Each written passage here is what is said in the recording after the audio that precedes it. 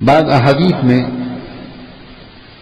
یہ تک الفاظ آئے ہیں کہ بے حیائی کا ہر کام جو کوئی مرد کسی عورت کے ساتھ، کوئی مرد کسی مرد کے ساتھ، کوئی نوجوان کسی نوجوان کے ساتھ کرتا ہے یا کرنے کے بارے میں تمنا کرتا ہے، وہ ایک قرض ہوتا ہے جس کی ادائیگی اللہ کی طرف سے اس کو ضرور کی جاتی ہے۔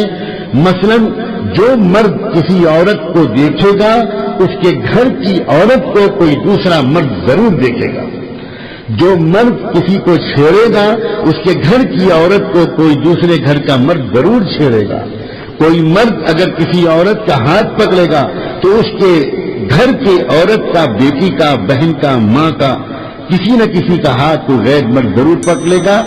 جتنی زیادتی تم کسی کی بہو بیٹی کے ساتھ کرو گے اتنی ہی زیادتی اللہ کسی اور مرد کے ذریعے تمہاری اپنی بہو بیٹی بیوی کے ساتھ ضرور کروائے گا۔ اور بعض روایتوں میں تو یہ ہے کہ اس دن کا سورج ڈوبنے سے پہلے تمہارے گھر کی بہو بیٹی کی عزت لوٹی جائے گی۔ اللہ تعالیٰ اس دنیا کو الٹ اپ نہیں چلا رہا ہے، جو چاہو کرو تو، جیسی کرنی ویسی بھرنی، الجزاء من جنس العمل۔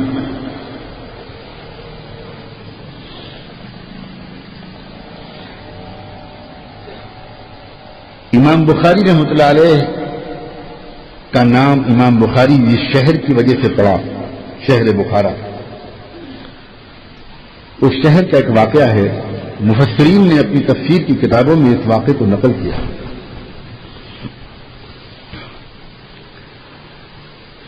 ایک زیور کا تاجر تھا، ایک جیولر تھا، اس کے گھر، اس کی دکان پر عورتیں بھی آتی تھیں زیور خریدنے کے لیے، بلکہ زیوروں کی دکانوں پر تو زیادہ تر عورتیں آتی ہیں۔ ایک دن ایک عورت نے چوڑی خریدنی چاہیے،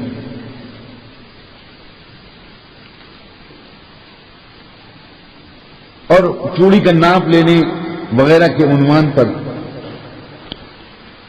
اس مرد نے اس کے خوبصورت سے ہاتھ دیکھ لیے اور شاید چوڑی کا ناپ لینے یا پہنانے کی کوشش میں اس کے ذہن میں ایک گندا خیال آ گیا اور اس نے صرف اس عورت کے ہاتھ کو دبا دیا، بس وہ چوڑی خرید کے عورت اپنے گھر چلی گئی۔ یہ آدمی دوپہر کے وقت میں کھانا کھانے کے لیے دکان بند کر کے گھر آیا تو بجائے گھر میں کھانا پکا ہوا دیکھنے کے اس نے باورچی خانہ ٹھنڈا دیکھا اور عورت کو پھوٹ پھوٹ کر روتے ہوئے پایا اپنی بیوی کو۔ کیا ہوا؟ میں تو کھانا کھانے خیریت؟ کیا بات؟ کیا کروں آج میں اس قابل نہ رہی کہ میں آپ کے گھر میں رہوں، کیا ہوا؟ کیا جو سب کا گھر میں پانی بھرنے آتا تھا پچھلے 30 سال سے آ رہا ہے، آج تک اس نے نظر اٹھا کر کسی طرف دیکھا نہیں، آیا پانی بھر کے چلا گیا، لیکن آج پتہ نہیں اس کے اوپر کیا جنون سوار ہوا کہ وہ باورچی خانے میں گھسا اور اس نے میرا ہاتھ دبا دیا اور دبا کے بھاگ گیا۔ اب یہ جو کہا تو شوہر نے اپنی بیوی کو برا بلا کہنے، یہ سکے کو برا بلا کہنے کے بجائے خود کہا، بیوی مجرم سکا بھی نہیں ہے، تم بھی نہیں ہو، میں ہوں مجرم، مجھے معاف کر دو۔ ابھی تھوڑی دیر پہلے ایک عورت کو چوڑی کی ناپ دینے کے بہانے میں نے اس کا ہاتھ دبایا، ابھی میں گھر آیا بھی نہیں تھا کہ کسی نے میرے گھر میں پہنچ کر تمہارا ہاتھ دبا دیا۔ یہ اس کا بھی جرم نہیں ہے، اس تمہارا بھی جرم نہیں ہے، مجرم میں۔ سورج ڈوبنا تو دور کی بات ہے، ابھی تو ڈھلا بھی نہیں تھا کہ اس گناہ کی سزا فوراً مل گئی۔ ہمارے اور آپ کے گھروں میں بھی روز یہی ہو رہا ہے، لیکن ہم اس کو کارپیٹ کے نیچے چھپا رہے ہیں، ہم اس کو صحیح انٹرپریٹ نہیں کر رہے، ہم اس کا صحیح ایکسپلینیشن نہیں کر رہے۔ رب کعبہ کی قسم میرے اور آپ کے گھروں میں بھی یہی ہو رہا ہے، یہی ہو رہا ہے۔ ہمارے گھر میں بھی ہمارے گھروں میں بھی لڑکیاں موبائل سے باتیں کرتی ہیں، ہمارے اور آپ کے گھروں میں بھی لڑکیاں انٹرنیٹ سے چیٹنگ کرتی ہیں۔ خدا جانے کیا کیا ہو رہا ہے، اور وہ اس وجہ سے ہو رہا ہے کہ ہم بھی کچھ کرتے ہیں۔ جیسی کرنی ویسی بھرنی. یہ تو ہوگا, یہ تو ہو ہی نہیں سکتا کہ نہ ہو. اور یہ اصل سزا نہیں ہے.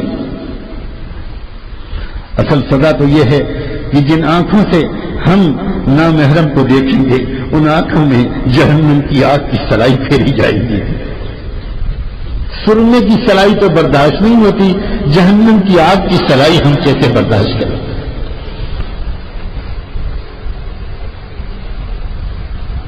اس لیے اچھی طرح سمجھیں اس بات کو کہ پاک دامنی کا بدلہ پاک دامنی ہوتا ہے اور بے حیائی کا بدلہ بے حیائی. ہم اگر کسی کے ساتھ بھی کچھ کریں گے, دیکھیں گے, صرف نظر ڈالیں گے, تو یقین مانیں پھر ہماری بیٹیوں پر بھی کوئی نظر ڈالے گا, پھر ہماری بیوی پر بھی کوئی نظر ڈالے گا. ہوگا جتنا ہوگا ادھر اتنا ہی ہوگا ادھر. اتنا برابر سرابر کی سزا دینا تو کسی دنیا میں عدالت کے بس کی بات نہیں ہے. جزاء سیئۃ سیئۃ مثلھا.